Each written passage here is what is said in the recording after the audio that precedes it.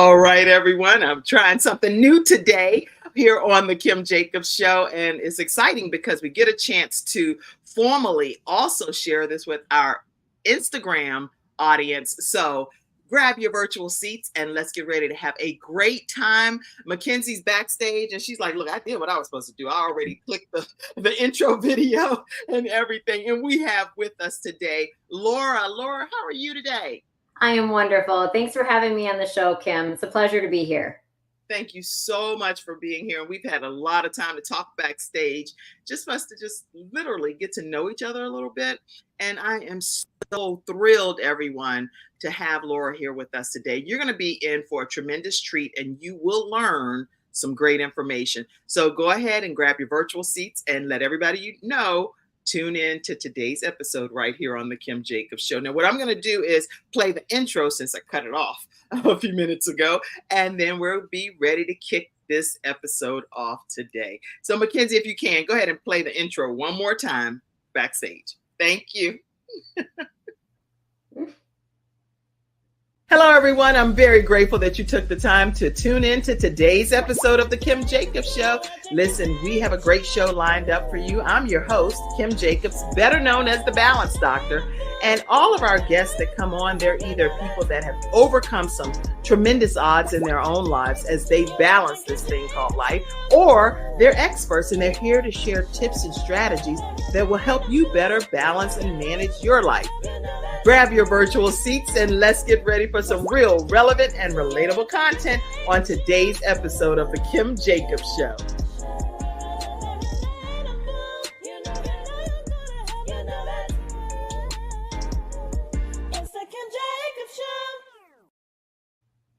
Hey, it kind of works out to be able to come on for a few seconds and say hello to my guests for the episode and then go to the intro. You never know. You might have sparked a change here, Laura, you know? Well, that's what it's all about, getting uncomfortably comfortable with change.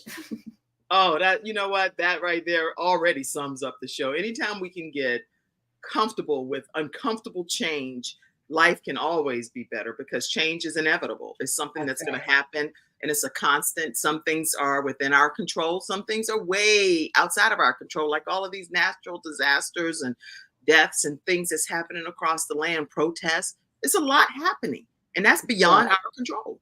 That's right. That's right. And the more we can balance ourselves and understand ourselves, the better we can have compassion for everything else that's going on in our world. I need you in my life, Laura. See, that's what I'm saying. All right.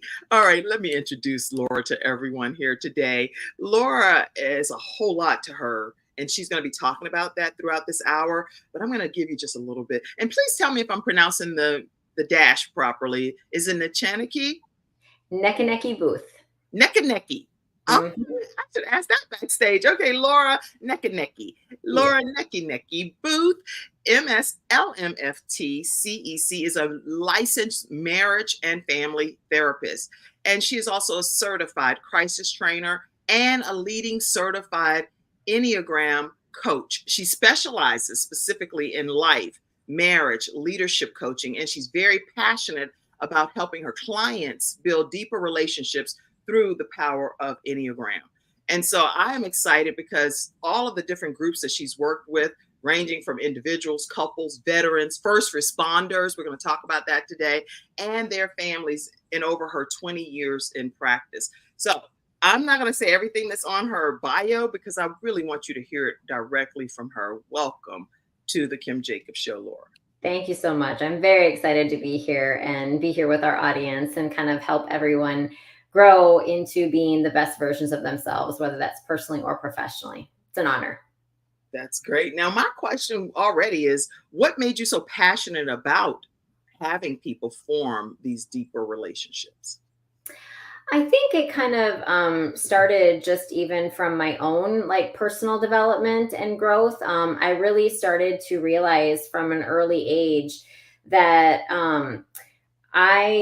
there were certain things that I was doing in my life that I really didn't understand about myself that was holding me back. And in I've always wanted connection, and connection has always been really important to me. And I've always wanted to build a connection, but there was something inside me that was holding me back. I was always kind of, finding myself kind of being very behind the scenes kind of a thing. And it is through kind of just having my own internal process and my own internal work, understanding the motivations behind my own behaviors, that I really it was like light bulbs were going up. Oh man, that's why I do what I do. And that's really it's interesting to me how sometimes the thing that we think we're doing to get what we want, we actually get the exact opposite. You know what I mean? Right. Like my natural instinct is to kind of shy away from conflict, or I'm always striving for internal peace and this balance, right? In a world that is completely unbalanced. And so my natural tendency is to back away, is to retreat, kind of protect myself in a protective way. But that just pushes people away. That doesn't give me connection in a sense. So I really need to push myself to put myself out there, put myself into sometimes situations where I'm putting myself out there, I'm meeting people, I'm getting to know people and building connection, because it's all about that relationship. And you cannot have a relationship without integrating, having a conversation, even if it's hard conversations, and even if those conversations create conflict. Oh, you know what? I'm glad you said that, because exactly the opposite of what you're attempting to bring into your world, into your atmosphere, sometimes happens, and you're learning why that's happening. So when you were in your younger years, did you have difficulty connecting with people, whether it be in school, family, friends, organizations? What, any difficulty that you were experiencing? Yeah, I mean, I think I was, always afraid to kind of put myself out there, just never really knowing. I was afraid of being judged, always afraid of kind of what people were thinking about me, always kind of feeling a sense that I was never really good enough. Mm. And that kind of deterred me from kind of pursuing, different things. It wasn't even that I was getting those messages from necessarily family or anything like that. It was just kind of like, it was a part of who I was, in a sense, just kind of a part of my personality, that I was more concerned about keeping everybody else around me Mm. peace, in what I thought was peace. And I thought that that's what would make me happy and make me feel connected to people. But it really didn't. It never really filled that void of having like a really deep or connection with people. Mhm. Um, because ultimately, sometimes to create, a deeper connection, you have to be vulnerable. You can't stay surfacey, and you can't just talk about surface Mm. issues and use the term like, I had literally had to ban the word fine out of my vocabulary kind of What growing was up. that word again? Say it again. Like, how are you? Typically people say, how are you? Oh, And the answer fine, was, fine. I'm fine, Well, there's a Hmm. whole other sector of Yes. emotions that we really are other than fine. It's kind of like a social norm for us to say that. But I really had to challenge myself to, am I really fine? No, I'm really not fine. I'm sad today. I'm angry today. I'm, upset. I'm nervous. I'm anxious. I'm excited. We're so much more than fine, in Oh, that sense. okay. And So you recommend that we I be recommend that. I recommend that people take fine out of their vocabulary in like a social setting. And I challenge individuals and couples to really ask themselves, how really am I? Build up that emotional intelligence within you, because we're so much more than that. Where, there's much more depth to every individual. And we're so many things in a given day. You may wake up feeling excited and, ready to go, but by midday, you're slumping and you need a little caffeine or right, something right. like that. And you've got so much to push through. So the That's more aware you are at in terms of, just even the course of a day, the better you're able to find what you need, ask for that, and regulate those emotions.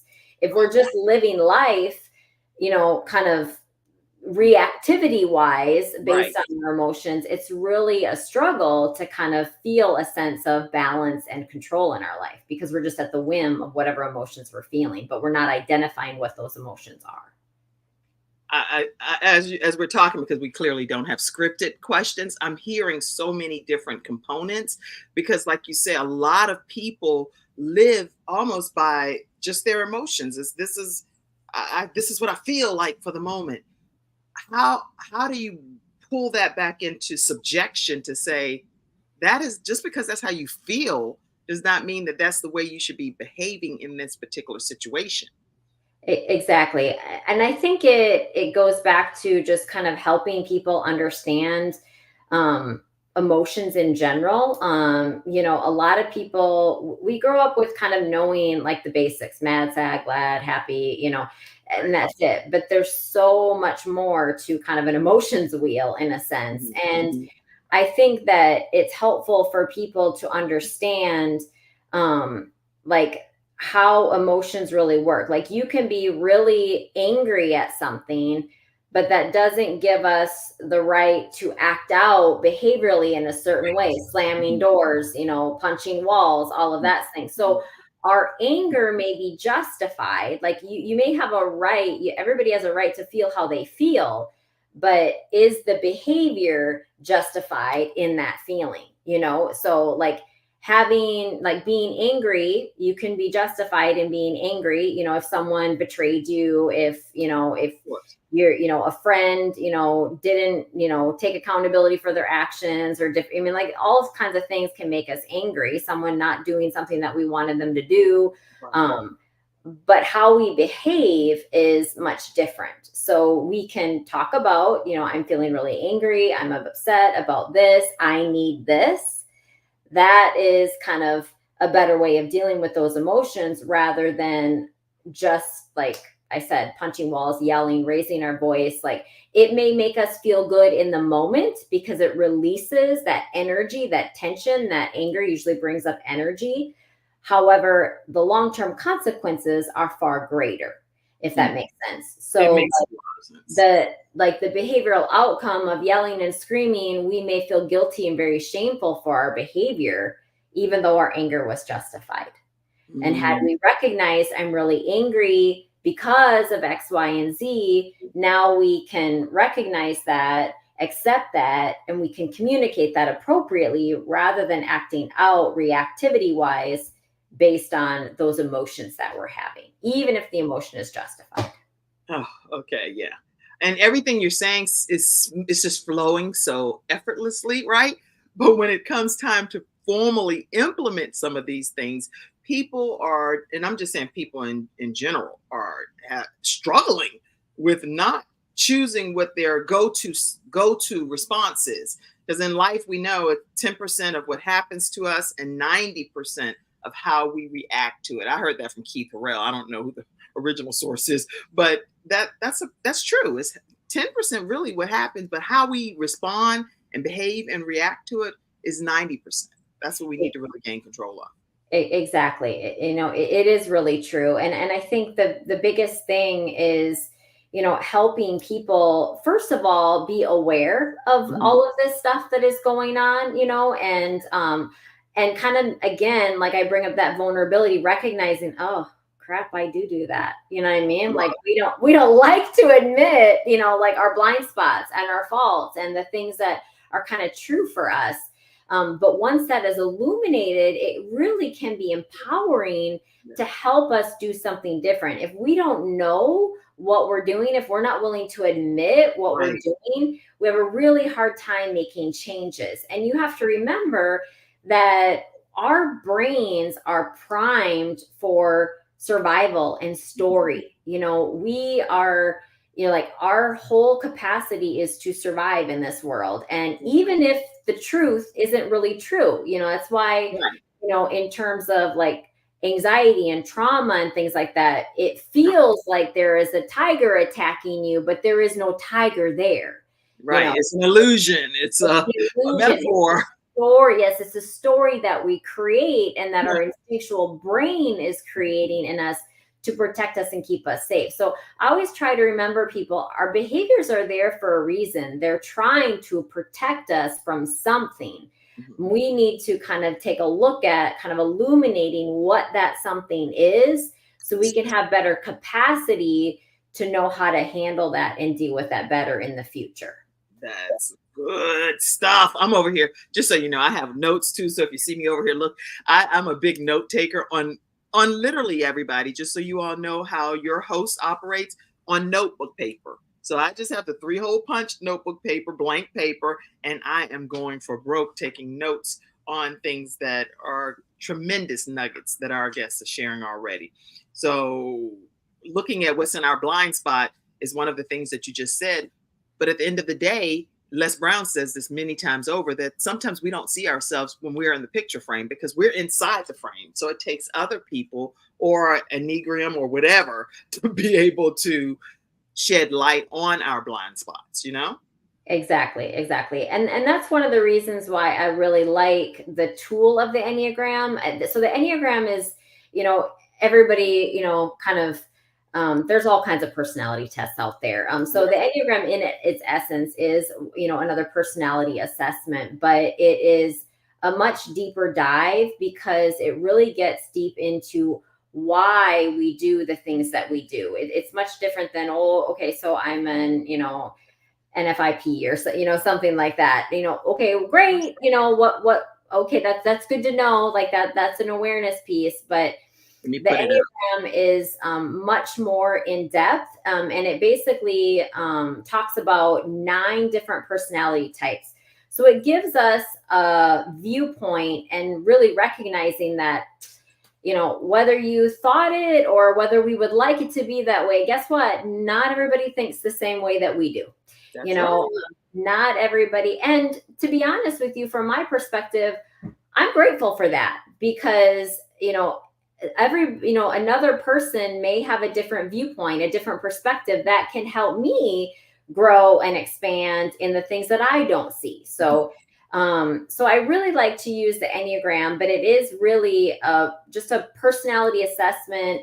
The Enneagram talks about Ennea equals 9 and gram equals diagram. And it's basically a map for personal growth. And it just identifies 9 basic ways of relating and perceiving the world. It dives deep into kind of really why you think, feel, and behave in a particular way based on your core motivations. And each of the 9 personality types has a different way of dealing with the world, a different core fear, a different core desire, a different core, a core weakness, and a core longing. And those are kind of the core motivations that really drive our feelings, actions, and behaviors in a way. And once we understand how each person kind of goes about thinking and feeling in the world, it really kind of can help us all better understand not only ourselves, but others. And that's really what I love about the tool is, in essence, not just building yourself and having better awareness for you. It gives you a greater range to understanding others. And then that brings in more compassion and clarity for anyone that you're working with or, someone even that you love in your personal relationship. Well, this is something that it sounds like can be used in any walk of life, whether it be ministry. I know I'm heavily involved in church and in ministry. It also sounds like it can be used in school systems, in first responder situations, in church, in relationships, in families. This is just universal. It really is. It's a universal tool, and it's really, really in depth. That's why sometimes, I really recommend people who take the Enneagram assessment dive deep into, some of the books on it because it's so much more in depth than people really realize. It goes into it, and there's instinctual subtypes. So there's 27 more personalities that can expand. So just because like I'm an Enneagram 9, just because someone else is an Enneagram 9, we have similarities in how we think and feel about the world, but we still have differences. We're still a unique individual. And the Enneagram kind of talks deeper in depth about that. And that's where kind of further training and resources can kind of come into play. But overall, the nuts and bolts will really help people build a better understanding about sometimes why they get stuck in certain patterns and why they get frustrated with their loved ones getting stuck in certain patterns. And it really can help people communicate better and come into better alignment because you understand each other on a different level. Most human beings want to feel seen, Of heard, course. understood, feel belong, and have some sort of connection. And that's really what the tool kind of helps us do. Let me put this tool up for a minute and see if you can just go, if you can just say something about each of the 9, even just brief, like 30 seconds or something, just something. Absolutely. So I'll start with I'll go from the top. So the 9 is typically the peacemaker of sorts. So Okay. their core motivation is really kind of keeping peace and not being in conflict. That's their core fear. They hate tension and discord. Yes. Their their heart's desire is to have inner stability and peace of mind. Okay. Their weakness is really remaining in this unrealistic, idealistic world in order to keep that peace. So, in order to do that, they sometimes fall asleep to their own desires. They really don't like to look at or think about their own sense of anger. And their growth is really pushing themselves to show up and be seen in the world and really, really believe and trust that Mhm. their presence matters. That's good. Okay. The Let's type 1 is considered the moral perfectionist. I mean, there's different names for these, right, but right. this is just kind of an This overview. is one that where did I get this? I can at least acknowledge where I did receive this from. Yeah, I think this one was from brainmanager.io. So, okay, go ahead. It can be the moral perfectionist, or sometimes it's the reformer, but they're really afraid of being wrong, being thought of as bad, being inappropriate, unredeemable, or really corruptible. So these are the people that really like black and white, right and wrong, and they have a good sense of that. So their heart's desire is to have integrity and to be good, to be balanced and accurate. And they really struggle because of that with resentment. So they oftentimes repress their anger. And that oftentimes leads to frustration and dissatisfaction with themselves and others. So they can appear more critical, but ultimately, so other people may hear a lot of criticism from them, but really they're critical of themselves. They have an inner voice inside them that is very nasty and kind of berates them. And that's kind of really hard. So their ultimate longing is to trust and know that they're good. Well, let me just turn my glasses sideways for a minute now, Laura, because you done got me all confused over here. Because at the end of the day, I can kind of see myself in a lot of those different descriptions. Absolutely. So, in general, we all have parts of each of the Enneagram types, Mhm. but there's going to be one core main type that really resonates the most with you. It's really all about those core motivations and the motivations behind why. So, yes, I have a tendency to really, to want to be good too. And I lean heavily into this one part in me at times. Mhm. But truly, I do not like conflict. Like, I That's really want and desire inner peace. And I do so much, even not recognizing it in my day-to-day world. And if you look back at, like my childhood and things like that, I mhm. was all about keeping the peace,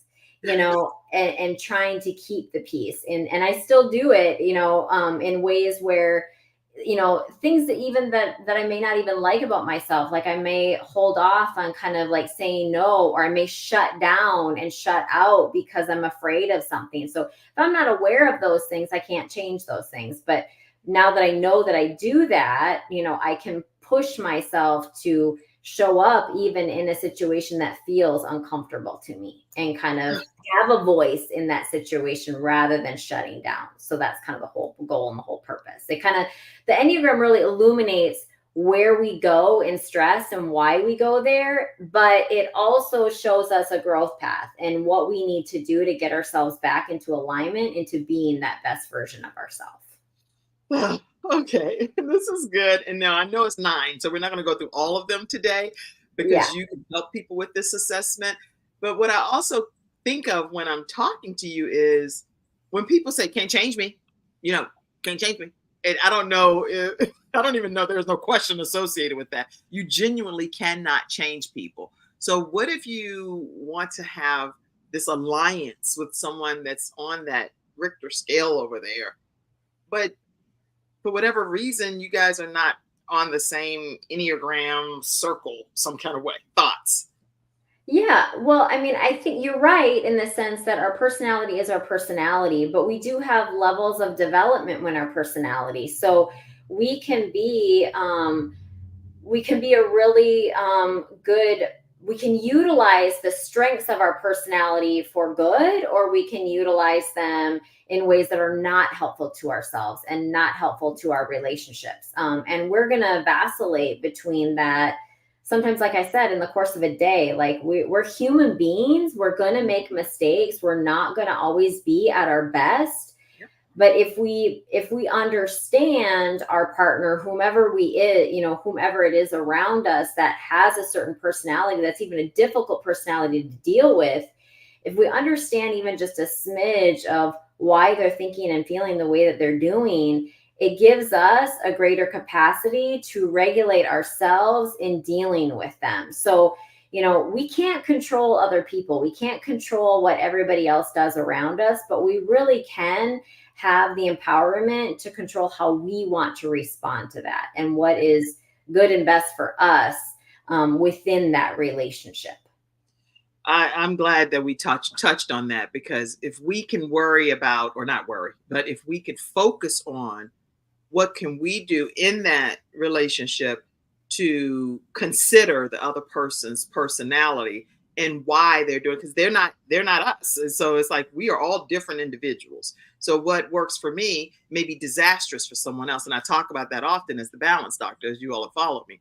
But it is difficult to try to also manage your own personality and outcome, but then also try to figure out what's best for somebody else. It's like you figure out what's best for you. So I don't know. I'm not the Enneagram expert. How does that work when when it Well, needs to work synergistically?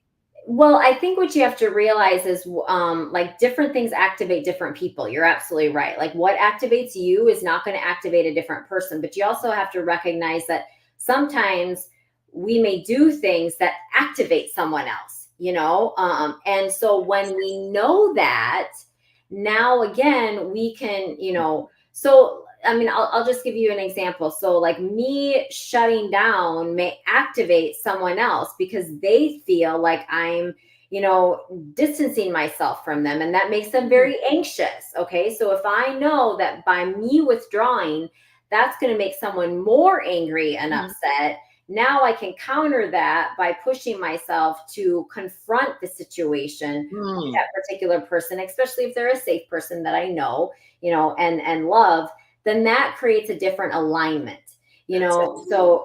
so it really boils down to really recognizing and knowing, okay, this is what activates me, this is what activates you. Mhm. What can I do differently to deactivate you? And that in turn is going to deactivate me. And around we go. So it's kind of like recognizing this is what's activating my heart. And because my heart is activated, my tendency is to behave in this way. When Okay. I behave in this way, this is going to cause a reaction from you, Right. and your heart condition is going to be activated. And then you're going to behave in a certain negative way. And around we go, and we're going to be in this negative cycle. Hmm. But if we start with understanding, like for me, if I know that if I'm activated because I'm feeling some sort of sense of discomfort, Right. if I can calm my heart down and recognize the truth, it's okay. I'm safe. It's going to be fine. That makes me behave in a very different way than I would have had I believed that I don't matter, I'm not good enough, whatever it is in that situation. And because my heart is now settled, I'm going to behave differently. That's going to settle the heart of the person that I'm connecting with. And round we go in a much more aligned way. I love So, it. I love it. I love it. I love it. yeah. In a much more aligned way. Anybody in the studio audience, I see on different platforms that you're clapping and doing different things. I can't put those emojis on the screen, unfortunately, but I see you tagging people as well. Mackenzie backstage, if you would pop a couple of these comments up, because these are questions probably that she would be able to address for them, or even comments that I see back there. Thank you all so much for being such active participants in the Yes, thank studio you. audience today. So let's get some of these comments up here and see what you all are saying out there. I know Mackenzie's like, I gotta find them all first. Okay, is this based on psychology or sociology from your perspective, Laura? It's really based on more of a psychology perspective, in terms of, where the Enneagram stems from and things like that. Yep. So more psychology versus More sociology. psychology than sociology, yeah. But I mean, I think that they'll go hand in hand. You can really understand, once you understand kind of like the psychology behind why human beings behave the certain way that they do, it can be looked at into, like, I've used the Enneagram in, like, people have a culture, right? So, like, if you've got a business and you've got all 8 types in your business, that's a culture. And that's kind of from a sociology perspective, a community perspective of a certain type of individuals. So you can make it larger, but initially it's going to start from the psychology perspective. That's good. From a psychological perspective is where this is stemming from, according Correct. to what she's sharing today. I see you, Candace. And speaking of Candace, she's actually going to be graduating tomorrow with the Kim Jacobs Show, training on how to start your own virtual show from scratch. And this woman is a powerhouse. She's battled cancer, had a child pass away. Her story is riveting, and I definitely don't want you to miss the episode with her receiving her graduation certificate on starting her own show from scratch. All right. Hey, Candace, glad to have you on. Fabulous. Congratulations. All right. All right. So let's see other comments. I saw some paragraph. I saw a paragraph somewhere. So let me see where that might be. Oh, Lady Justine Hillier said, I think that most people in general want to be good. So when I see people who don't, it kind of puzzles me. Can you speak to that for a minute, Laura? Yeah, she's right in the sense that, yes, in general, we do want to believe that most people are good. It goes back to when people aren't good, what's really happening, in that situation when they're behaving badly. Again, it goes back to those core motivations. What's their core fear in this situation? What are they running from when they're behaving? Even if they're behaving badly, typically there's something behind why they're behaving badly, and so it's really just basically understanding that. But I do think in general, when you're trying to set boundaries and you're trying to live with integrity, in general, I do like to believe that people are doing the best that they can. And it's not that, I mean, people do bad things, and yes, people could do better. But I want to be in a place for me to believe that people are doing the best that they can. And it's, my job to kind of help come alongside them, to kind of guide them into being better at who they are, in a sense. That's really good feedback. So you have a baseline that every person starts with the baseline of good. This is good. Now, whether Yes. you go above the trajectory or below the line, that then is kind of on you. And Absolutely. And we're, like I said, we're human beings. We're gonna fall, a little bit below average of our, Mhm. how we are as a person, and we're gonna fall above that. But the empowerment stems from knowing that and knowing when you're doing that, and helping people understand that so they can have better control of their life and the relationships around them, rather than letting their actions be fueled by how they're feeling in the moment. That's really good, because a lot of times, sometimes people, I don't know if it's a mental block. I don't know what it is. That's why maybe you can help with this. People don't always see when they are falling too far beneath Hmm. the radar, and that other help is needed outside of just a conversation or someone trying to consider your personality type. You need help, dude or woman or whatever. there is help needed, you know? Exactly. And it happens oftentimes kind of really subtly. This is what I call in a lot of the leadership trainings that I do. These are micro issues. These are Mhm. little micro expressions that sometimes we just don't pay attention to, that we don't really recognize, that is creeping us down a path that is not really good for us long term. And especially when you're talking about trauma, and like how trauma impacts us, and how our body reacts to various different traumas. Um it it can be, that's why we call them blind spots. They really are blind. We're not used to seeing what we don't want to see. But that's why some of this work is really important, and it's helpful for leaders to really even understand this, so they can be that catalyst to have sometimes crucial conversations with the people that they're working with, or the people that you love in your relationships. It's really hard to kind of sometimes have these conversations, say, I'm really concerned about you. I'm noticing X, Y, and Z. But if you don't know what you're noticing, and you don't really, all you're at is, I don't understand why you're doing this. You know what I mean? Why can't you just do this? Instead, now we really create some roadblocks into getting people to be on a path of, more resiliency, in whatever's going on in their world. Well, you said a lot in this first half already. We're going to take a commercial break. And when we come back, we're going to continue to talk with this very enlightening individual, Laura, and find out more about her perspectives on building deeper relationships. We'll be right back, everyone, right after this commercial break.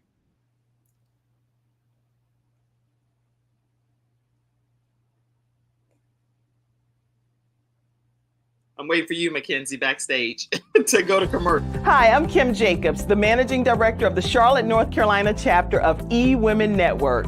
I am so excited that you stopped to watch this video. I've got good news for you.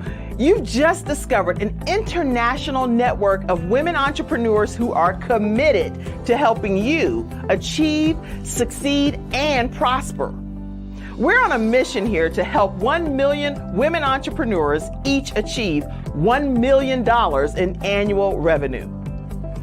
Here at eWomen Network, we have a complete success system that supports you every step of the way in building and growing your business. You being here right now is no accident. We're supposed to know about you. We want to meet you to find out how we can help you, as well as learn about what you have to offer. With over 500,000 women connected through 118 chapters across the United States, Canada, Australia, and the United Kingdom, you are never alone.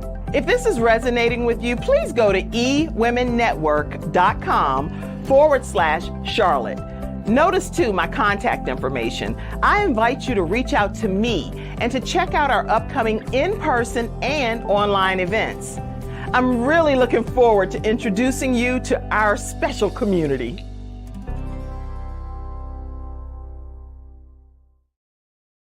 All right, everyone, we are back and we are talking with Laura about how to build deeper relationships. I want to put her contact information up, even though, I put it already in the comment section. I still want to pop it up here on screen for you to be able to know how to stay connected with her.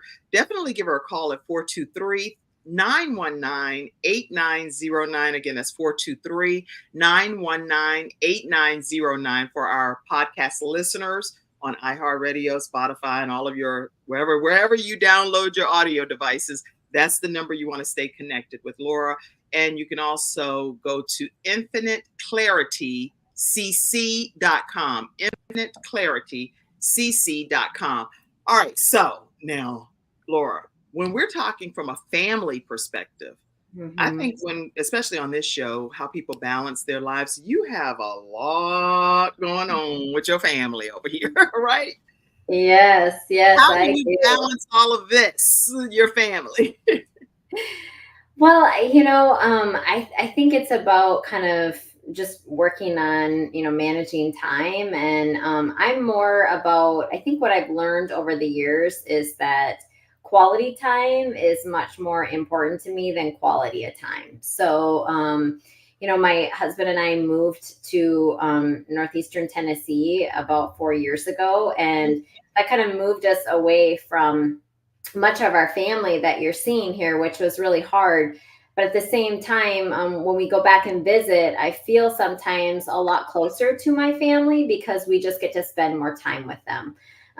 So I think in terms of when I'm looking at balancing, family life, I really do think about quality time and also being present, making sure that you're, spending the time where you're at, when you're there, and kind of focusing your attention on the people that you're with rather than it's easy to get distracted in life. It's easy to be on our phones. It's easy to kind of do different things that can really distract us from the relationships that are really valuable and important to us. So I think it's important to just kind of look at your relationships differently and basically kind of determine what you need within them. Beautiful. And you saying being present in the moment. I know in a book that I wrote, Extreme Balance Makeover, I talk about being here now. So Yeah. when I'm having, for example, my family meeting with my children, I'm like, okay, we're putting everything down for a minute. Let's talk about the week. What's going to be happening coming up in your week? What are you standing in the need of that we can all, maybe you don't even have the answer or the solution, but someone else at this table, meaning the children that I'm meeting with, my own children, I'm talking about, they may have a solution for you. And in actuality, this week, one of my daughter, I only have one daughter, but my daughter was preparing for some state testing. Well, my son, who graduated from Chapel Hill, was like, "Oh, you know what? I want to share with you this site that I think it will help you significantly in helping you kind of self teach yourself some of these concepts." She had never heard of the site. He offered the solution, and guess what? It was a beautiful outcome for her.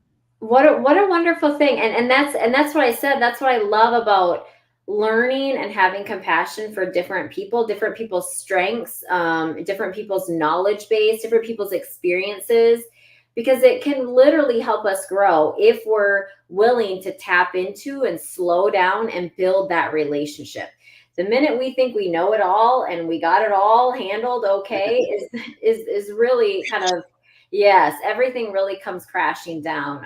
I'm a big believer in supporting yourself with great people around you because it really can build you up and give you resources and support that you never really realized that you had. And that's a prime example of, giving your daughter an opportunity to expand and building that connection because someone knows something that she didn't know that now she knows. Mm, yeah, great. All right.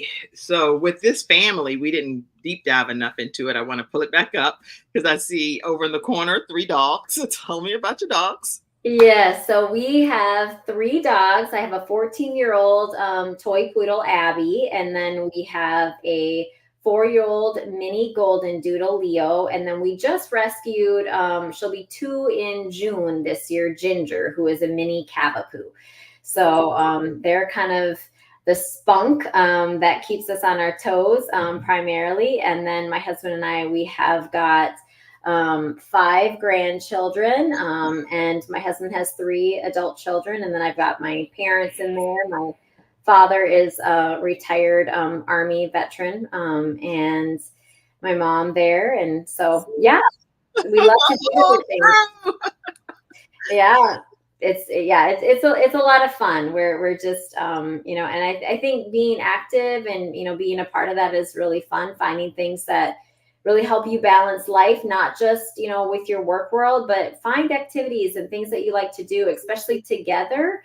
It doesn't always have to be together, but like my husband and I ballroom dance together, and that is something that keeps us kind of also we get to practice Out there. and following, and I swear dancing has so many life lessons in it that and believe me, anybody can dance, so if me and my husband can dance, anybody can dance. So yeah, I so want to learn how to salsa dance one day. I said that for even years. that, so much fun. It's a part of what kind of keeps us connected. But even individually for yourself, like finding things that bring you energy, bring you joy, bring you happiness. You know, that's so important for us to really be able to tap into for those moments, like we talked about, when we're dipping down and when we're feeling less energized, we're feeling more emotional, we're feeling flooded with whatever is happening in our world. We need to find our support system, activities, things that we need to do to kind of help us pull us out of that. And if we don't know that, then it's really hard to kind of create a sense of balance. We're going to always find ourselves kind of teetering on one side or the other. That's right. Yeah, this is good. So having you don't manage your family with this personality testing, do you? Because they're No. out of here, Laura. No, I don't. But I think it's helpful still. I mean, like you can use it as families. I think it does help families, especially, moms trying to balance everything that they're balancing. It's helpful to understand, I don't even, I mean, kids are growing, so it's really hard to they're still developing their personalities. So typically we don't do the Enneagram assessment until, children are much more mature to do that. But you can kind of tell, you can kind of know once you know the system, you can kind of see little budding peaks of personality types in your children.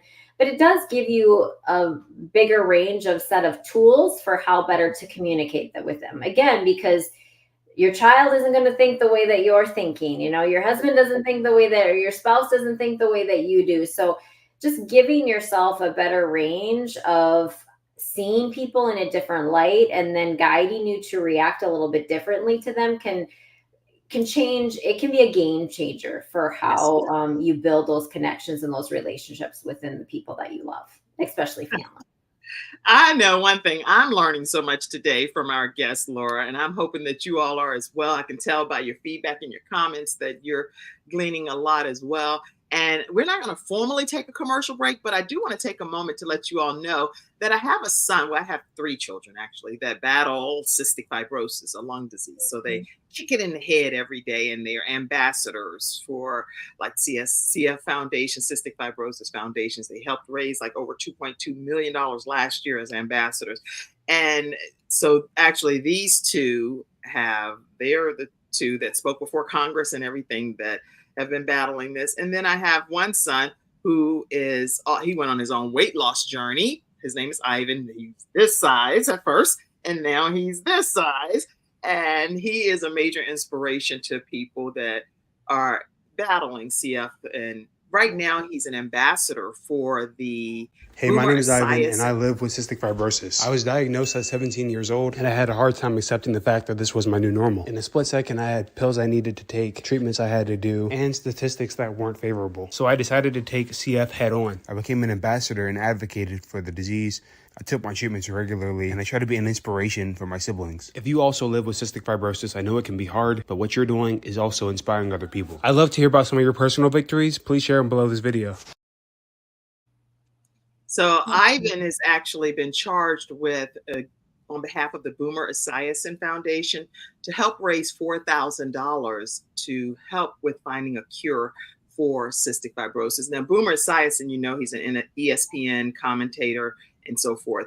And so his son, Gunnar Esiason, also battles cystic fibrosis and is making some major strides in his own life. So I wanted to just put this link in the comment section, which I already did.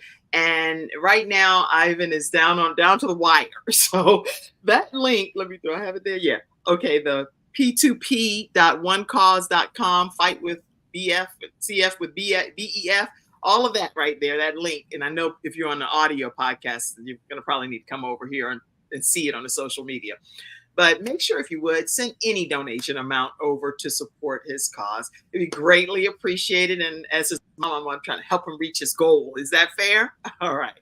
And he's also one of the new youngest authors in a book called Healthopedia as well. And I'm just really proud of him. It's like an encyclopedia book of health, and he's the youngest author in that book. So I wanted to, instead of going to a commercial break, take a moment to give a commercial break for Ivan Jacobs. All right. Why do you think, Laura, that dealing with first responders with this Enneagram concept is helpful as well? I think it's really helpful in terms of just building good leadership skills and understanding the people that are on your team. So different people have different strategies, especially first responders. And so it's really important from a leadership role and a leadership perspective to really understand again, what's motivating those behaviors for why first responders are behaving and reacting in certain ways that they're doing, especially with the role that they play in traumatic situations. I mean, they're on high alert all the time for the most part, and it gives them kind of a different approach to better understanding them, so they can help them return down to baseline, which is going to help them overall with their health and wellness for longer term. And if I can just say, I'm really passionate about helping first responders and building their health and wellness. And just for your audience to know, the third week of May is actually First Responders Appreciation Week. And so if you can, please thank those first responders and do what you can. I am holding an event in Greenville, Tennessee at the Hackler Event Center. And any first responder is welcome to stop by, get some free food. There's going to be lovely local businesses that have offered their support and are giving free door prizes and things like that, just to support them and thank them for the services that they do, because they see us at our worst and we don't oftentimes get to see them at their worst, but they do. They're human beings. They have feelings and they struggle as well. And so I just want to have that opportunity for us as a community to support them. Now, when you say that, remember this streams in a bunch of countries. So what is the name of that place and in what city is that? Sure. So it's in Greenville, Tennessee. But I mean, First Responders Appreciation Week is all over the world. So wherever you're at locally, I just encourage you to support in any way that you can. The third week of May, the week of the 20th, is First Responders Appreciation Week. But if you're more local to me in the Tri-Cities area, in Greenville, Tennessee, at Hackler Hall in Greenville, it's the event center from 11:30. Hackler Hall, yep, from 11:30 to 1:30. We are hosting a First Responders Appreciation event. All first responders are welcome to stop by anytime during that time. Get some free food, get some resources, and we're just happy and here to support you in your efforts as you just help us in the community every day. Awesome. So everybody, during the third week of May, and if you're watching this and it's February or March or April or June or December and you're watching a replay of it, then obviously wait till the next time, the third week. Yes. Because sometimes I love to replay this episode, so you may be watching it at a different time. But I do want you to know that the third week of May is First Responder Appreciation Week. Make sure you take advantage of supporting those that respond to all of the different situations, life issues. I know in the Charlotte, North Carolina area, recently, I was at a red light and I saw about 300-400 cop cars, medic buses, helicopters, ambulance, fire trucks. I personally was so overwhelmed, and I'm gifted at trying to catch a moment on a camera. I could not think to pull out my phone because I was like, I'm locked in. I don't know what's happening. I was overwhelmed by the situation. But come to find out that it was a tragedy in our community, and and I do want to just put this up, 4 of the police officers, which are U.S. Marshal, and you have here Thomas Weeks, Sam Pelosi, Alden Elliott, and Joshua Iyer. They lost their lives in dealing with this situation, and I am praying for their families, and some are being laid to rest at this point in our community. But that's a tragic loss because they are expecting to go back to their family after just doing a regular day of work. Exactly. Yeah. And that's why I'm a big proponent of, and now you think about, that's a tragedy, but that's a ripple effect tragedy. It's impacting not just the community that they served, but their families and their families' families. And so, and that family, because now they're like, well, what? I just go to serve something and might get killed that day, and they're just doing their job, Yes. And that happens more often than sometimes we really realize. And so I appreciate you kind of sharing that and bringing attention and awareness to that. It's something that we all need to kind of just be aware of and help support in general. That heavy stuff. Yes. It's, kind of but, want I, to but say it and put it in there, but it's hard to just boop.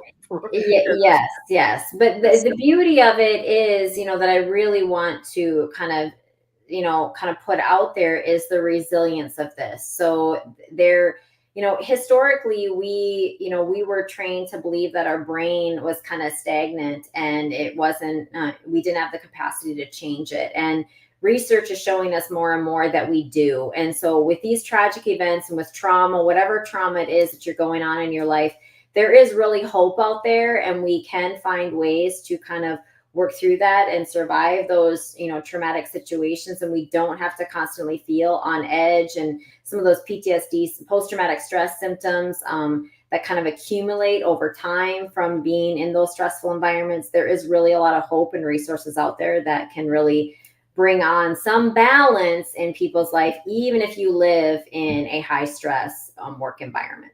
Yes, yes. And I see your comment and your prayers, Lady Justine Hilliard. I see your comments out there. Let me put that back up. Hold on for a second.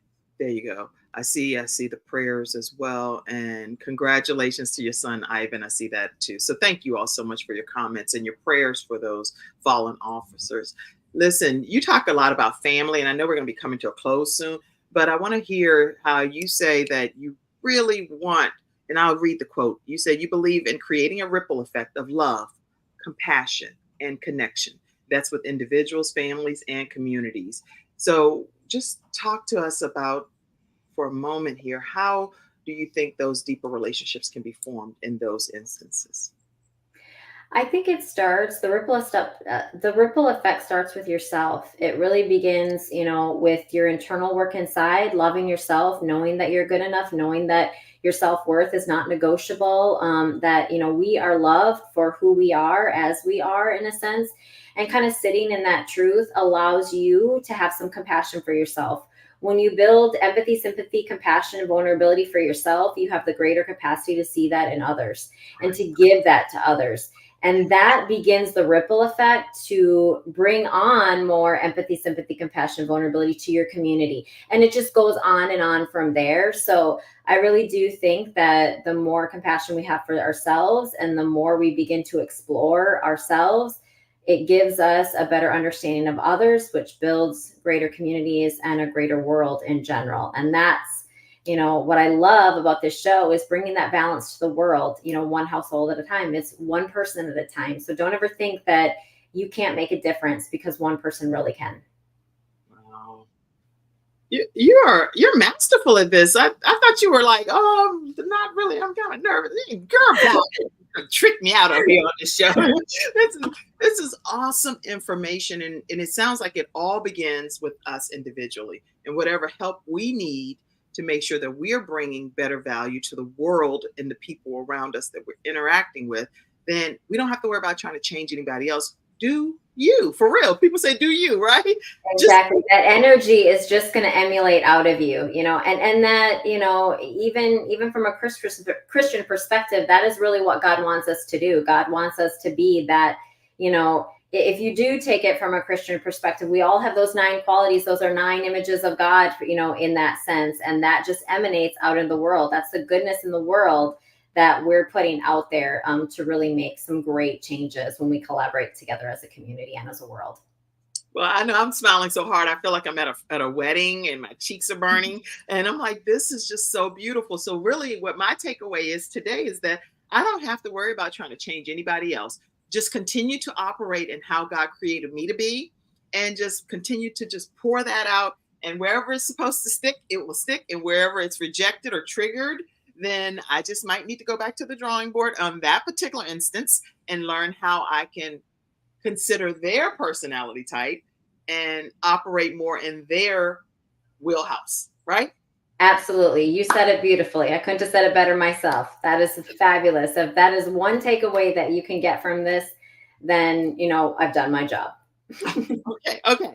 And you all feel free in the studio audience to put your takeaways as well. Any comments, any thank yous for what we've learned today. Make sure that you do that. And I do want to ask you all in the studio audience, if any episode of the Kim Jacobs Show is a blessing to your household, I consider this a ministry in my personal opinion, because I believe we are bringing balance to the world. And there may be like a missing piece of a puzzle that you've been struggling with and dealing with. And you're like, thank you, Kim, for bringing Laura. Thank you, Kim, for bringing all of these guests that you bring on Monday through Friday. Please make sure you take a moment to pour back into the broadcast, partner with us. And you can do that through $Kimjacobsinc on PayPal. On PayPal is paypal.me/KimJacobsinc or Venmo at The Kim Jacobs Show. So we have Cash App, PayPal, or Venmo, whatever way works best. But we always send out shout outs to say thank you to our partners, because some of you in the community are partnering with us, and it does make a tremendous difference. So thank you all that have already been pouring into the show. Closing comment, Laura. It comes to an end. Can you believe this?